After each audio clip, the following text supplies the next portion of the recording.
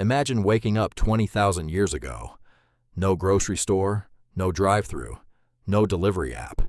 Just you, a sharpened stick, and an animal outside that weighs more than your car and could kill you in about 4 seconds. That's dinner, if you can catch it, if it doesn't catch you first. Welcome to the Ice Age, where breakfast, lunch, and dinner are the single most dangerous part of your entire day. More dangerous than the cold, more dangerous than the dark, more dangerous, honestly, than almost anything you'll face this week. By the end of this video, you're going to understand why hunting during the Ice Age wasn't just difficult. It was borderline insane. And yet somehow our ancestors pulled it off, over and over, for thousands of years. Stick around because the how is way weirder than you think. Let's start with the problem. And it's a massive one. You're hungry. Not I'll grab a snack, hungry. Genuinely, dangerously hungry. Because you haven't eaten in 2 days. So you and your group head out to hunt. But here's the catch. The animals you're hunting are not cute little rabbits. We're talking woolly mammoths, giant bison with horns wider than a doorway, woolly rhinos built like armored tanks, even giant deer with antlers so big they look computer-generated. Now picture yourself standing in front of a mammoth. It's taller than a 2-story house. It weighs more than 6 pickup trucks combined. And your weapon?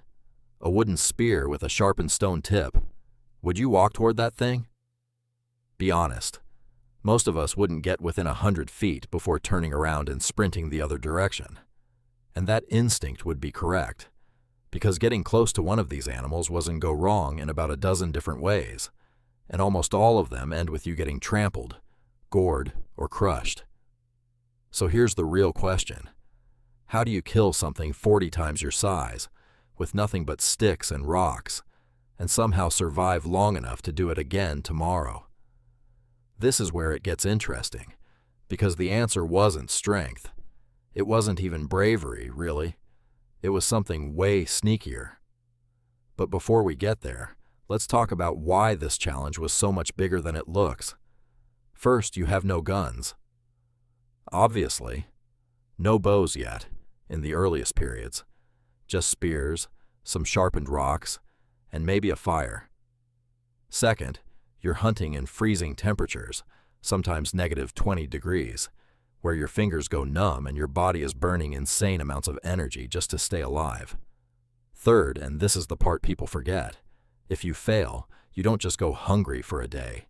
You could be looking at starvation for your entire group, including children. There's no backup plan, no second fridge in the garage. If the hunt fails, everyone suffers.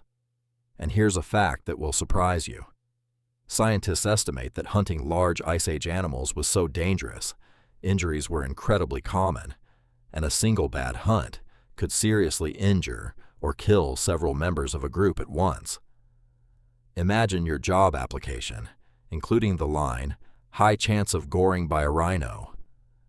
Would you take that job? So how on earth did they solve this? Here's the part nobody talks about enough. Ice Age humans didn't outmuscle these animals. They outthought them. Hunting wasn't a fight. It was basically a very elaborate, very deadly chess match. Take mammoths, for example. You don't run up to a mammoth and stab it. That's suicide. Instead, evidence suggests groups would work together to slowly separate a weaker or younger animal from the herd, using noise, fire, and coordinated movement to guide it toward a trap. And what was that trap sometimes? A cliff, or a specially dug pit, camouflaged with branches and snow. Groups would spend hours, sometimes days, patiently pushing an animal in exactly the direction they wanted it to go, like some kind of prehistoric game of chess played with a 5-ton opponent.